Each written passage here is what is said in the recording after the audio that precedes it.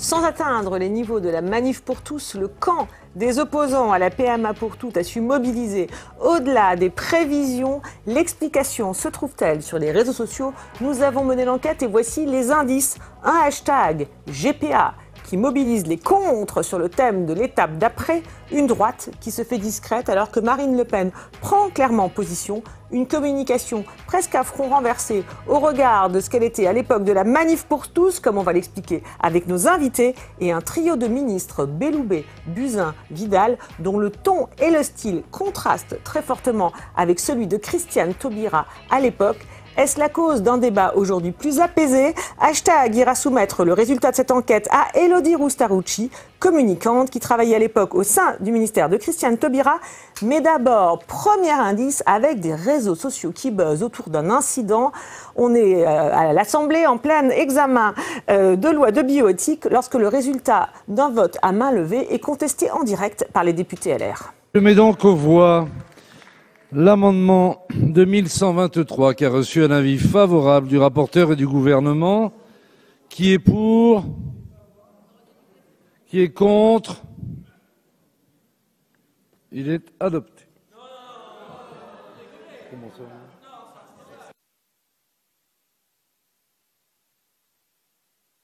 Adopté, j'ai regardé évidemment. Non. Je mets aux voix. Comment? Ceux-là, là? D'accord. Non, mais écoutez, la a été adoptée. Ça suffit. Il y a une série d'amendements identiques, Monsieur Breton. Non, écoutez.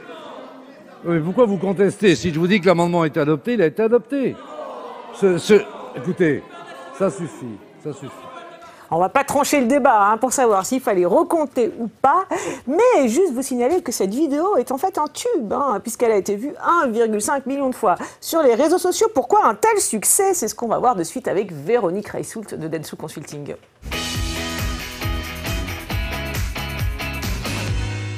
Véronique, bonjour. Bonjour. Alors, un incident de séance qui fait un pareil buzz, est-ce à dire que le sujet intéresse et intéressait au-delà de ce qu'on pouvait croire? Alors en tout cas, il est évident que ce scandale a participé à la réussite ou en tout cas à la mobilisation. Et Cette vidéo, elle a servi à mobiliser. Elle a servi à mobiliser et on va même dire, quand on regarde quelles sont les personnalités politiques qui ont été les plus associées à cette loi bioéthique et les ministres qui ont été les plus interpellés, eh bien, sans conteste, on a Nicole Belloubet qui arrive en premier, ce qui est assez logique. Une des ministres concernées. Voilà, en particulier à propos du sujet Mère 1, Mère 2 qui fait beaucoup parler. Mais Richard Ferrand arrive en deuxième. Et donc, c'est la deuxième personnalité la plus associée au sujet et c'est lié à cet incident. À cet incident, voilà, c'est celui qui compte mal exprès, dit-on, voilà, je cite, voilà. Et Emmanuel Macron. Évidemment, parce qu'il incarne et c'est le chef du gouvernement et puis après les autres ministres arrivent derrière. Mais ce sont les deux premiers qui incarnent le plus et surtout qui sont beaucoup interpellés. Être cité est une chose, mais être cité avec son nom et en demandant une réponse, oui, ça veut dire qu'on demande quelque chose. Et puis Emmanuel Macron, on se rappelle, il avait dit que la Manif pour tous avait été humiliée. Alors c'est peut-être pour ça aussi qu'il est interpellé. Alors, 75 000 personnes dans les rues de Paris le 6 octobre, c'est moins qu'en 2013, mais c'est plus que ce qu'on pensait, que ce qu'on attendait. Est-ce que les réseaux sociaux ont servi à mobiliser? Est-ce qu'ils ont été un vecteur de mobilisation? Alors, toute manifestation aujourd'hui passe par la réalité des réseaux sociaux avec une organisation qui est, on crée des pages événements, on s'envoie des consignes, on se mobilise, on envoie beaucoup de vidéos. Alors évidemment, l'épisode dont on vient de parler a servi à mobiliser en disant mais voyez bien qu'il faut faire quelque chose. Beaucoup de vidéos qui ont été partagées, des vidéos qui permettaient de donner des arguments et qui donnaient un sentiment d'urgence et une obligation d'action. Voilà, vous en avez sélectionné une qui a été très partagée, on la regarde.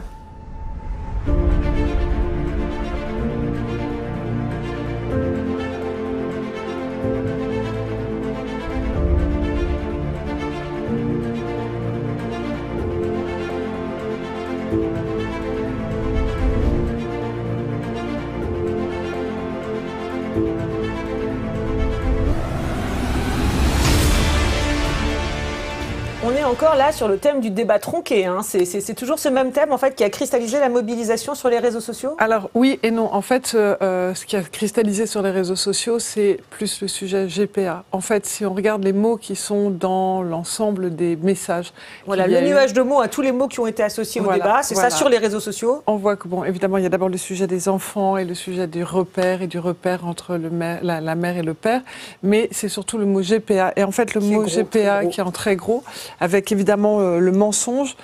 Vous voyez qu'il y a aussi le mot Pax qui est pourtant repris. c'est vieux le Pax. Et en fait, c'est beaucoup d'arguments pour dire, mais quand il y a eu le Pax, on nous avait dit qu'il n'y aurait pas de mariage homosexuel. Quand il y a eu le mariage homosexuel, on nous avait dit qu'il n'y aurait pas de PMA. Et maintenant qu'il y a la PMA, on nous dit qu'il n'y aura pas de GPA. Donc en fait, il faut descendre dans la rue pour la GPA. Pour la GPA, donc la gestation pour autrui, la lutte contre la marchandisation du corps humain. Donc c'est ce thème, la GPA, la peur de la GPA qui a mobilisé. C'est celui-ci qui mobilise principalement et qui étonnamment mobilise bien au-delà de la sphère habituelle du mariage pour tous. Qui s'est mobilisé sur les réseaux sociaux? Beaucoup de gens, bien au-delà des gens qui ont été, alors je ne sais pas si c'était 40 000, 600 000 ou 75 000, mais en tout cas, les gens qui étaient dans la rue. Ah, au-delà des gens qui sont allés dans la rue? D'accord. Oui, alors parce qu'en fait, sur les réseaux sociaux sur les réseaux sociaux, vous avez beaucoup de discussions de gens de gauche, beaucoup de discussions autour de ce sujet de la GPA, beaucoup de gens qui ont envie de se mobiliser, mais qui n'avaient pas envie de descendre dans la rue, qui n'avaient pas envie d'être associés à la manif pour tous et à ce courant-là. Donc c'est un sujet qui dépasse largement, même si les images qu'on a vues un peu partout et qui tournaient beaucoup en vidéo sur cette foule est une façon de remobiliser aussi pour dire, bah, voyez, on était nombreux, il faut qu'on soit encore plus nombreux et dépassons ces clivages. Et le sujet est vraiment un sujet fortement GPA, sachant que l'autre raison aussi pour laquelle ils ne voulaient pas aller dans la rue, c'est que ces gens plutôt de gauche ne voulaient pas être associés à, entre guillemets, la droite catholique. Voilà. Et ces gens-là, souvent, sont plutôt favorables, voire même très favorables à la PMA pour toutes. C'est plutôt un sujet de GPA. Donc en fait, c'est compliqué d'arriver à poser le curseur au bon endroit. La peur de l'étape d'après. Alors merci beaucoup Véronique. On va voir avec nos autres invités comment les politiques ont réagi face à cette crainte.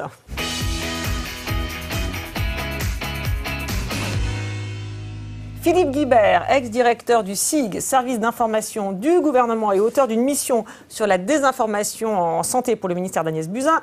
Et Jérôme Sainte-Marie, politologue, spécialiste de l'opinion et fondateur de l'Institut Polling Vox. Alors, un commentaire sur ce que Véronique Reissoul vient de dire concernant les ressorts de la mobilisation via les réseaux sociaux.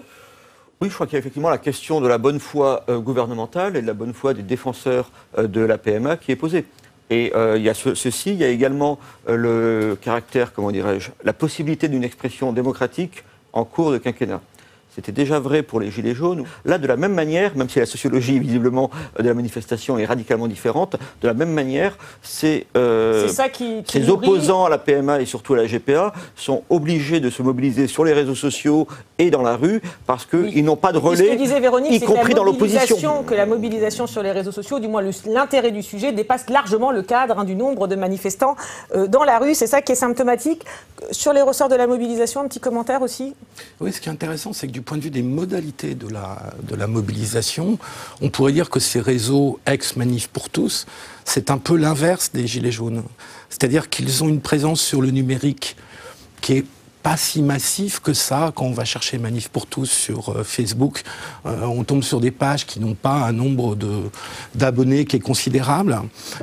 Quand on regarde sur Twitter, la Manif pour tous ou François-Xavier Bellamy ou d'autres ont quelques dizaines de milliers d'abonnés, mais enfin c'est pas massif. Donc c'est une mobilisation qui se fait, je parle des gens qui ont manifesté. Oui, il n'y a pas ceux qui sont concernés par le sujet, mais qui ont manifesté. Les gens qui étaient sur place, ce sont les réseaux des associations catholiques qui sont structurés de façon très ancienne. Pas forcément que par les réseaux sociaux, quoi. Je pense que c'est pas que par les réseaux sociaux. Je crois que les mails, les listes de mails et les listes associatives jouent un très grand rôle dans ces mobilisations et que les réseaux sociaux viennent en plus. C'est révélateur ce qu'on nous a dit sur le fait que c'était plus la GPA qui avait suscité du débat sur les réseaux sociaux que la PMA elle-même. Or, la PMA était quand même au cœur du sujet. Au cœur du sujet. Et cette crainte qui s'est exprimée sur les réseaux sociaux, comme l'a dit Véronique Reissoul, autour de l'étape d'après à la GPA, elle a été prise en compte par le gouvernement avec une vidéo spécialement mise en ligne pour répondre à ces craintes et dans laquelle les 3 ministres concernés se donnaient rendez-vous et se donnent rendez-vous. Un projet de loi bioéthique, c'est ce qui permet à intervalles réguliers de réconcilier les avancées de la science, les avancées possibles dans le domaine médical et les attentes de la société. L'ouverture de la PMA aux couples de femmes et aux femmes seules représente de ce point de vue une avancée en termes d'égalité. Cela s'adapte à une réalité sociétale qu'il nous faut prendre en compte. Cette loi va également permettre pour des enfants qui sont nés par procréation médicalement assistée d'accéder à leur origine, à leur majorité. Par contre, ce que la loi ne permet pas, c'est la gestation pour autrui, c'est-à-dire qu'une femme porte un enfant pour le compte d'un autre couple. Cela, la loi l'interdit. Les mots-clés sont en rouge, hein, c'est fait pour buzzer sur les réseaux sociaux, mais est-ce que ça répond à l'objectif d'éteindre les polémiques directement à la source? Alors visiblement non, vu ce que disait Véronique. Est-ce que ça vous surprend?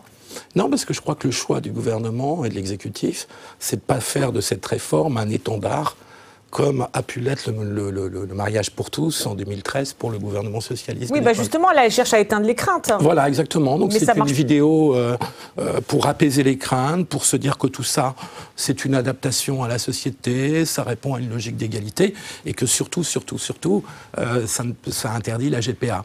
Donc le fait que ce soit un peu institutionnel, comme ça, etc., ça fait partie de l'objectif pour vous? Oui, d'abord, c'est peut-être pas le style de ces ministres d'être dans le lyrisme de Christiane Taubira. Et je crois que ce n'était pas une volonté de l'exécutif de dramatiser ou de politiser à l'extrême ce débat. En tout cas, du coup, ça n'éteint pas forcément les craintes non plus avec ce genre de réponse. Oui, moi je ne suis pas assuré que ce soit si secondaire que cela dans le projet global du quinquennat, qui est un projet de réunification du libéralisme économique et libéralisme culturel. Là, sur la réponse, du coup. C'est également un gage qui est donné aussi à la gauche, et c'est donné dans un langage très particulier qui est classique. Dès le PAC, c'était comme ça. C'est quand vous réclamez quelque chose, vous ne demandez pas, vous dites pas je veux quelque chose, parce que c'est mon désir, c'est mon droit, vous dites. On dit reconnaissez-moi ce droit. Et évidemment, c'est après un vocabulaire d'égalité, et ça passe beaucoup mieux. Mais en fait, on réclame un truc nouveau. Sauf que là, évidemment, et c'est vrai que dans les sondages, si vous testez ce genre de mesure en disant êtes-vous favorable ou opposé à ce qu'on reconnaisse le droit de X et Y à quoi que ce soit, évidemment, les gens sont plutôt pour. On a une logique républicaine et égalitariste. Donc, et puis, vous dites qu'elles sont dans cette rhétorique, finalement, bien sûr. Qui est la rhétorique du, entre guillemets, gage à la gauche. Tandis qu'est-ce que vous êtes d'accord ou pas d'accord pour que telle catégorie de personnes réclame tel truc? Donc, là, évidemment, vous avez des résultats très inférieurs. Donc, c'est effectivement une manipulation rhétorique, oui, c'est évident. Et c'est une vidéo qui s'adresse à qui? Vous savez, il y a quand même plus de monde du côté de la gauche, et en fait, plus vous allez vers la gauche dans les sondages, en tout cas, et plus les gens sont favorables à ces différentes réformes, y compris la GPA d'ailleurs, parce que visiblement, ils ne comprennent pas très bien que leur libéralisme culturel est indissociable d'un autre libéralisme. On verra. Voilà, on analyse la communication, pas le fond. Un petit commentaire pour finir sur la vidéo, pour clouter, donc non. Ils n'ont pas intérêt, j'ai une petite nuance par rapport à Jérôme, ils n'ont pas intérêt, je trouve, à faire monter la mayonnaise. En 2013, on avait un gouvernement qui n'avait que ça, si j'ose dire, à se mettre comme gage de gauche à son électorat, qui était le mariage pour tous. En gage de réformistes, ils ont d'autres choses. Oui, ils ont autre chose. Ils attachent beaucoup plus d'importance à la réforme des retraites. On a l'impression que le président de la République se mobilise. Le président de la République est peu présent sur cette réforme, sauf erreur de ma part, si j'étais inattentif à ses discours, mais c'est pas quelque chose qu'il pousse et qu'il porte. Si Emmanuel Macron n'est pas présent, ça veut dire quelque chose. Ça veut dire quelque chose, et qu'il laisse comme ça ce trio, de ministres, de femmes apaisantes et apaisées, s'emparer du sujet. Il n'y a pas sans lyrisme. Alors, vous dites c'est un signe. Alors, d'autres contrastes avec 2013. À l'époque, la droite manifestait contre le mariage pour tous, avec de nombreuses têtes d'affiche dans les cortèges, comme Valérie Pécresse, Gérard Larcher ou Christian Jacob. Cette fois, les ténors sont aux abonnés absents et à voir leur compte Twitter. On dirait qu'il n'y a pas eu de manifestation le 6 octobre. Valérie Pécresse tweet sur les tags des Gilets jaunes. Christian Jacob sur le déplacement qu'il fait dans le cadre de sa campagne pour la tête du parti. D'ailleurs, son groupe n'a cette fois pas de consigne de vote. Seuls quelques rares LR battent le pavé parisien. Les deux candidats challengers, Julien Aubert et Guillaume Larrivé, ou François-Xavier Bellamy, qui tous relaient leur présence sur leur compte Twitter.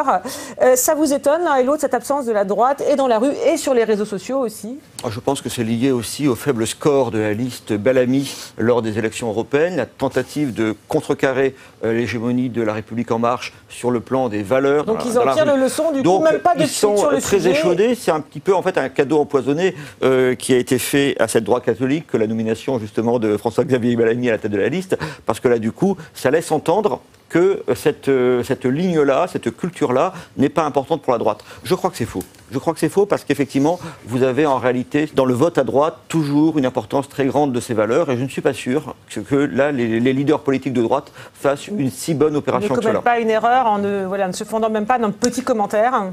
Petit commentaire, François-Xavier Bellamy a été la principale personnalité politique à s'exprimer le 6 octobre lors de cette manifestation, au moins sur les chaînes d'infos en continu et dans les sujets qu'on a pu voir dans les 20 heures. Or, il porte sur lui la défaite de la droite. C'est vrai aussi qu'à la Manif pour tous, sans être désagréable à l'égard de Ludivine de la Rochère, elle n'incarne pas ce qu'était Brigitte Bardot en 2013 lors de la Manif pour tous. Donc il y a un manque de leader dans cette mobilisation et c'est François-Xavier Bellamy avec son boulet de la défaite de mai 2019 qui le porte et tout le monde se cache derrière lui. Alors au Rassemblement National aussi, ceux qu'on voit dans la rue ne sont pas forcément ceux qu'on attendait. Alors là, cette fois, Marine Le Pen a pris clairement position. Nous sommes contre l'ouverture à tout le monde, entre guillemets, de la procréation médicalement assistée. Pour une raison simple, c'est que nous pensons que cette procédure doit être réservée aux couples qui ont des problèmes d'infertilité. Comme à son habitude, Marine Le Pen n'a pas été manifestée le 6 octobre, mais nombre de ses proches étaient dans la rue, comme Gilbert Collard ou Nicolas B, qui relayaient largement la manifestation sur leur compte Twitter. Nous sommes de très nombreux élus du Rassemblement National aujourd'hui et le Rassemblement National a pris une position très claire d'opposition à ce projet d'extension de la PMA. Voilà, de nombreux élus, de nombreux membres du Rassemblement National sont là, dit-il, mais certains très discrètement, comme Marion Maréchal, alors qui certes n'est plus élu du Rassemblement National, mais enfin que tout le monde attendait. Alors on l'a cherché sur les photos, on l'a cherché sur les vidéos, rien sur son compte Twitter, et puis on l'a trouvé dans un post de la Manif pour tous de Lyon, voilà, qui la montre en photo avec eux dans le cortège, presque incognito, donc elle était là, mais finalement sans se faire voir pratiquement, ça vous étonne? Et sans le faire savoir, voilà, sauf par la Manif pour tous Lyon, ça vous étonne? Peut-être que c'est une réaction de sa part au fait que le Rassemblement National et Marine Le Pen elle-même étaient finalement presque plus présentes que les Républicains dans la revendication de l'opposition à la PMA, et qu'elle, s'opposant non pas en alternative à Marine Le Pen, mais en tout cas de côté par rapport à Marine Le Pen, n'ait pas voulu être mêlée au Rassemblement National. Ça devient compliqué, Je cherche une interprétation, parce que sinon je ne vois pas tellement l'intérêt de Marion Maréchal à quasiment se cacher pour manifester contre la PMA. Oui, là-dessus, je suis comme Philippe Guibert, je ne vois pas très bien pourquoi Marion Maréchal Le Pen ne s'est pas davantage montrée. Ce qui est plus intéressant, je crois, c'est de voir pourquoi Marine Le Pen, elle, s'affiche là-dessus. Ce qui n'était pas tout à fait le cas il y a 6 ans. Je crois tout simplement parce que les catégories populaires qui votent massivement désormais pour le Rassemblement National ne se préoccupent pas réellement de ces questions-là, et d'ailleurs ne se dissocient pas, contrairement à ce qu'on dit. Mais inversement, il y a des catégories, les retraités, par exemple, sont très réticents.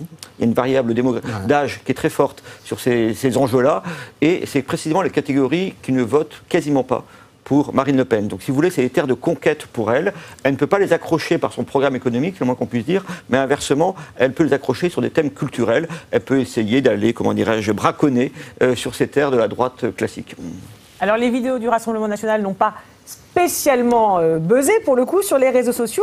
En revanche, si les anti-PMA pour toutes ont leur buzz, on l'a dit, eh bien les pro-PMA ont également le leur avec cette vidéo de Jean-Luc Mélenchon à l'Assemblée.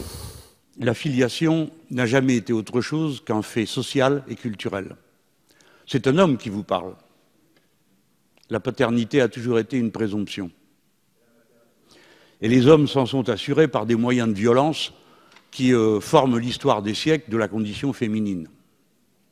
Voici que la science, tout d'un coup, prétendait affirmer définitivement quelque chose. Madame Le Pen a parlé hier d'une vérité biologique. Il n'y a pas de vérité biologique dans la filiation. Non. Il y a un des éléments qui contribue à la réalité. En effet, il faut ce mélange pour obtenir un être humain.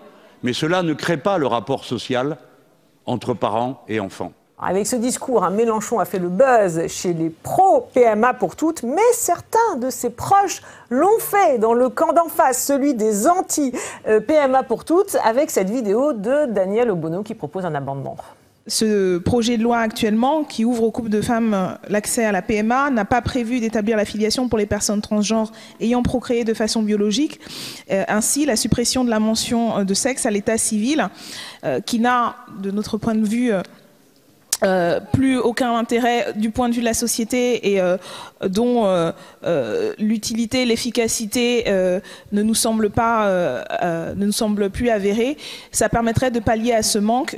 Voilà, on va dire qu'elle va tellement plus loin que le texte qu'en fait elle fait le buzz dans le camp des opposants. Un commentaire sur ce parti qui finalement nourrit les deux camps.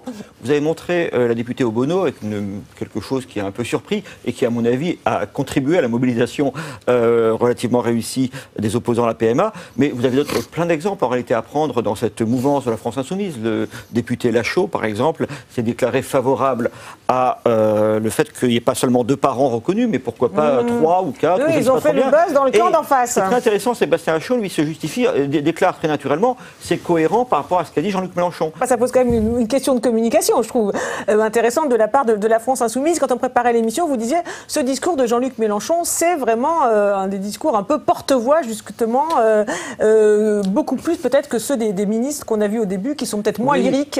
Oui, parce que Jean-Luc Mélenchon, c'est le meilleur orateur de la classe politique française. Et quand il monte en hauteur, comme il l'a fait, là on n'a pas vu l'intégralité de son discours, mais il a fait tout un discours sur la fin du patriarcat, c'est très fort. C'est très fort parce qu'il a une formation de philosophe, ça aide dans ce genre de situation. Alors Jean-Luc Mélenchon, c'est intéressant qu'il ait voulu intervenir sur ce sujet-là. Oui, bah oui, parce que tout à l'heure vous on ne l'attendait pas forcément sur ce sujet-là. Et moi je pense qu'il a voulu prendre de la hauteur parce qu'il sort de séquences notamment liées à sa perquisition pour aller vite, où il est descendu très bas. Et là, il a peut-être trouvé l'occasion de retrouver sa posture de campagne présidentielle, où c'était l'instituteur de la République, et où il prenait de la hauteur avec des discours de haute tenue. C'était un discours de haute tenue. Donc là, il s'est positionné clairement dans le camp du féminisme, un féminisme qui, à mon avis, reste républicain, ce qui n'est pas tout à fait le cas de la députée Obono, qui, elle, exploite les théories du genre jusqu'au bout, en déniant toute identité sexuelle, finalement.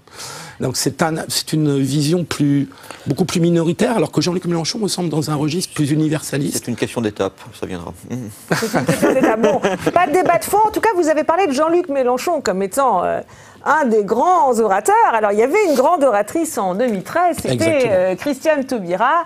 Des différences dans la manière de traiter le sujet, le thème et de l'incarner, c'est ce qu'on va voir de suite avec Élodie Roustarouchi.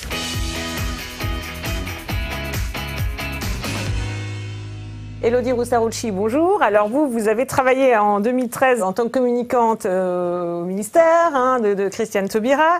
Alors quand vous voyez qu'aujourd'hui c'est Jean-Luc Mélenchon qui finalement fait le buzz dans le camp des pros, vous vous dites que c'est un loupé, que les ministres n'incarnent pas suffisamment le projet comme l'avait fait à l'époque Christiane Taubira? Je pense que c'est aussi un choix de leur part. C'est vrai que Christiane Taubira avait choisi de porter haut les couleurs du projet, de l'incarner, bien avant, je pense, le discours du 29 janvier, qui a été un momentum un peu pour elle.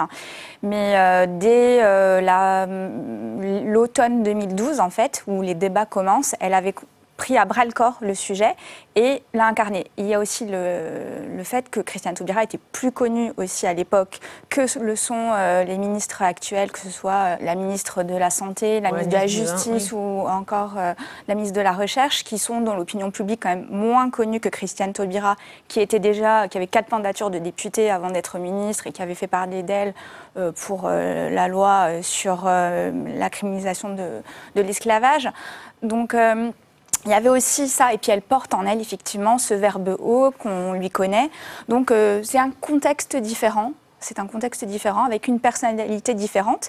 Et puis aujourd'hui, nous avons 3 ministres. À l'époque, nous avions la ministre de la Justice qui était en première ligne et une secrétaire d'État, Dominique Bertinotti, également. Alors que dans le cas présent, la secrétaire d'État à l'égalité est un petit peu moins présente aussi. Oui, voilà. Alors que là, effectivement, il y a, comme c'est une loi de bioéthique, il y a aussi la ministre de la Santé qui est très présente. Alors, on va continuer la comparaison, mais pour se remettre dans l'ambiance de l'époque, je vous propose d'écouter un petit extrait de Christiane Taubira dans l'hémicycle.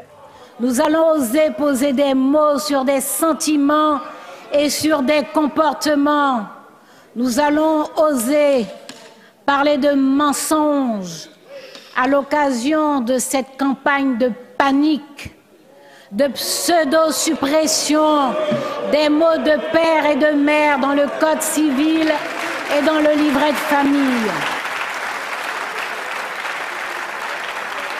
Nous posons les mots et nous parlons d'hypocrisie. Oui, alors sur la forme, on voit que voilà, les orateurs sont, on entend même dans la salle, chauffés à blanc.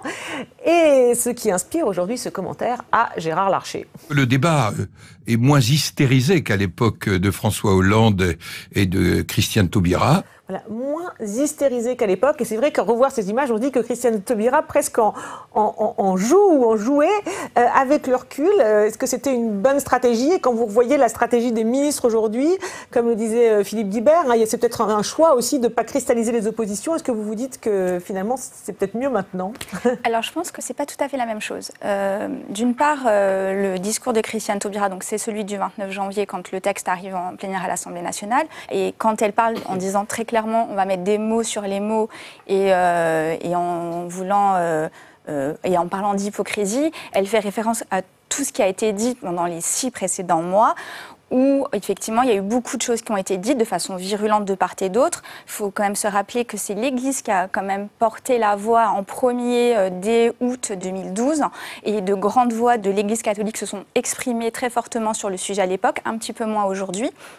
Donc il y a beaucoup de choses qui ont été dites, et ce qu'elle dit dans son discours, c'est on va redire la vérité. Il y a des choses qui ont été dites, refaire la part des choses par rapport à ce qui a été dit. Et effectivement, il y avait peut-être des fantasmes qui avaient été exprimés, et elle voulait dire par là que on va en revenir au texte, et au texte sur le Code civil, parce que c'était un texte justice. Aujourd'hui, le débat se fait beaucoup sur les réseaux sociaux, y compris dans le camp des ministres. À l'époque, ce n'était pas le cas. Non, alors il faut se rappeler qu'au ministère de la Justice, le compte institutionnel du ministère n'a été créé qu'en août 2013, donc après la promulgation de la loi. Donc on était un petit peu en retard à ce niveau-là. Et c'est vrai que ce que vous disiez tout à l'heure, les réseaux sociaux, et notamment par exemple Facebook, servaient à la coordination du mouvement, ce qui est toujours le cas aujourd'hui. Le mouvement des contres, voilà. Des mouvements des contres, et un petit peu moins de prise de parole des pour, on va dire. Le débat se faisait beaucoup par tribune interposée dans la presse, d'éditoriaux dans les journaux, et un petit peu moins peut-être sur les réseaux sociaux. Avec aussi à l'époque des grandes figures comme Brigitte Bardot, qui avait beaucoup mobilisé. Oui, tout à fait. Il y avait des voix qui portaient dans la partie contre, dans les opposants à la loi, et du côté des personnes favorables à la loi, on avait Christiane Taubira, mais peut-être un manque de grandes voix aussi qui portaient le projet. D'accord, oui, donc si le débat était plus passionné à l'époque, c'était qu'il y avait une incarnation des deux côtés, voilà, pas uniquement du côté de Christiane Taubira. D'accord, bon, merci beaucoup Élodie Roustarucci, merci à Isabelle Pincé, Louis-Marie Lebéon et Laurent Ferré. Un petit mot, Véronique, sur le buzz du discours de Jean-Luc Mélenchon. Ça nourrit le camp des contre, mais ça aussi nourrit le camp des pour, bizarrement, parce qu'en fait... Des pour quoi? Des pour manif ou des pour... La manif pour tous et l'ensemble, parce qu'en fait, il reprenait beaucoup ces extraits pour dire, mais on doit se poser des vraies questions, il n'y a pas eu de débat, on nous prive du débat. Le raisonnement qu'il a tenu, alors que lui n'y est pas très favorable. Il doit être entendu comme pro-GTA. Il s'est grandi en tant qu'orateur et peut-être en tant que prof de philo, mais ces mots-là vont rester, et il aura beaucoup de mal à y échapper lorsqu'il devra trancher sur la question de la GPA.